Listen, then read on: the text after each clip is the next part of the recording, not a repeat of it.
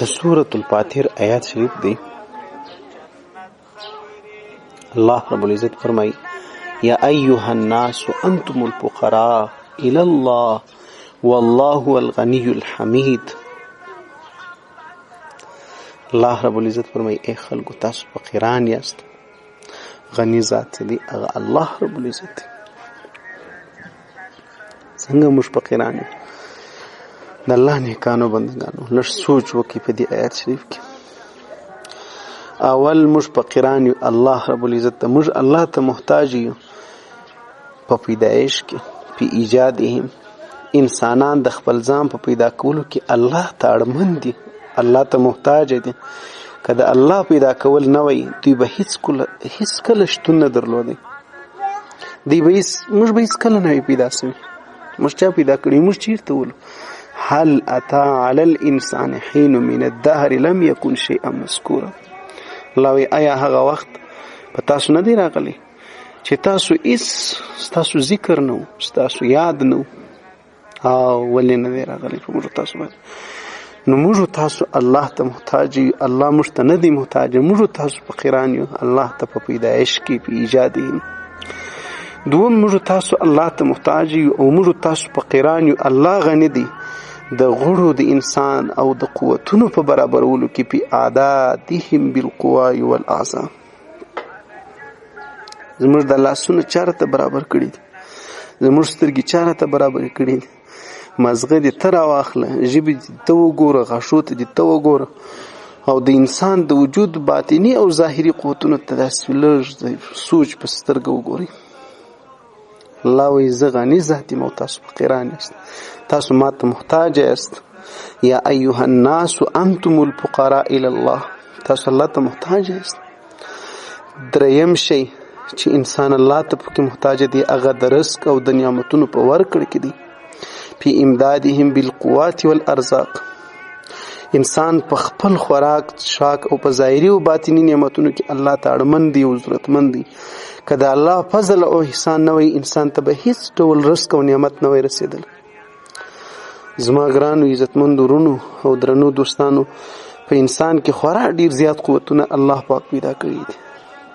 لکه څنګه چې دا سترګې د دغه رقم په انسان کې قوت دی د څکلو، چې دې ته باطني قوت، د فکر قوت، د یو شي مثال د نشو د نما قوت او د عقل قوت، د رقم قوتو چې انسان الله پاک برخمن کړي دي.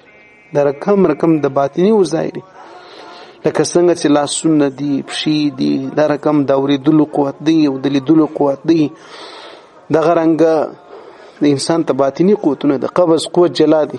مثال چې کوم یو شی ته اوس هضم کوي، هضم قوت هضمه دې ډاکټرانو هم پوهېږي چا ته درکړي. موږ غواړو یو ډوډۍ وخورو بس نور پیس خبر نه بکره داسې ښه خوب هم درله درته شلومبي چوټ شي بیا نور راپورته کېدلی لا نشي. لیکن نور وروسته خو ته بیا څه پېښېږي؟ څوک یې دا نظام چا جوړ کړی دی؟ نو د دې وجې الله رب العزت وایي زه غني یم او تاسو فقیران یاست. موږ باید خپل رب وپېژنو. څلورم د ستونزو، د مشکلاتو، د بلاګانو په لرې کولو کې موږ الله ته محتاج یو، الله چاته نه دی محتاج. انسان د سختیو، د غمونو، د مصیبتونو په لرې کولو کې یوازې الله ته اړتیا لري، ضرورت ورته لري، محتاج دی ورته. که د الله مرسته نه وای انسان به تل په کړاوونو په سختیو کې ایثار پاته ولی. حتی بدا کې مسلمان خو څه کوي چې کافر هم الله ته چغې کوي او بغارې کوي او الله پاک نصرت وکړي.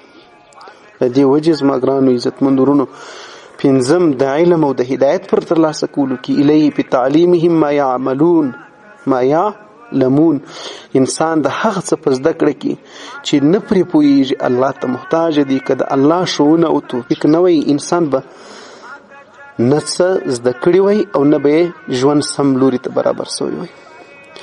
که هر څنګه علم دی هغه د الله په فضل باندې دی. اول پلا چې آدم علیه السلام الله پیدا کړي، نو ګویا کې دا اول د بشریت اول انسان و.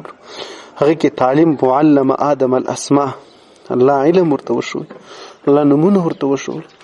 د دې وجې زما ګرانو عزتمندو ورونو، د ټولو خبرو خلاصه دا سوله چې انسان په هر حالت کې، که هغه د ژوند پیل وي، که د بدن روغتیا وي، جوړتیا وي، که رزق وي، که علم وي، او که د دې انسان د وجود د پیدایش څخه مخکې خبره ولا هم موږ تاسو الله ته محتاج وي، که بیا د مرګ ما بعد خبره هم الله پاک ته انسان محتاج وي.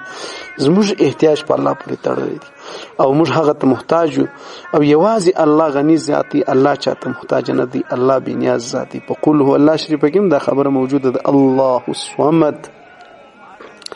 نو موږ تاسو باید هر وخت د الله نوم په خوله د الله ذکر په خوله او خپل رب په حقیقي او په یقیني معنا باندې انسان باید وپېژني. انسان باید انسان ووسیږي، د غرور او تکبر او د بدو خبرو د دې کیسو څخه باید انسان لرې ځان ووسي. خدای دې موږ تاسو ټول ته هدایت وکړي. السلام علیکم ورحمة الله.